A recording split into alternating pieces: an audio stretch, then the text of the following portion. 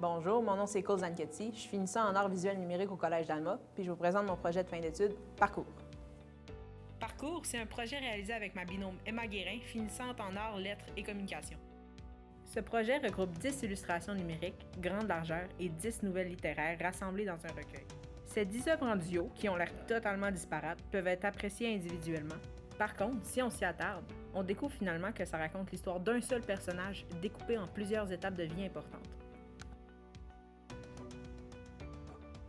Comme artiste, j'ai une démarche qui est assez marquée. Dans le fond, l'homosexualité, l'identité de genre, c'est tous des thèmes que j'aime vraiment traiter et qui me tiennent à cœur. Depuis le début de mes études collégiales, j'utilise mon parcours, mon expérience pour sensibiliser mon spectateur ou, s'il est comme moi, de se sentir moins seul. Mon parcours collégial m'a vraiment appris à utiliser cette force-là pour faire passer mon message d'acceptation, de compréhension, puis honnêtement, il n'y a pas meilleur moyen que les arts pour le faire. Dans Parcours, on peut apprécier, comme je l'ai dit, les images une par une sans vraiment se poser de questions. Mais quand on pousse nos recherches, on comprend que c'est la vie d'un seul personnage, illustré avec des symboles propres à chaque image.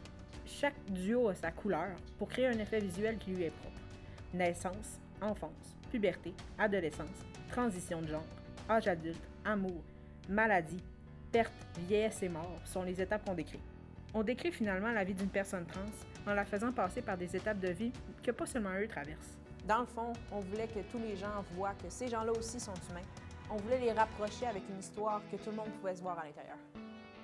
Puis ajouter sa propre vision à ce parcours, c'est exactement ce qu'on cherche à faire.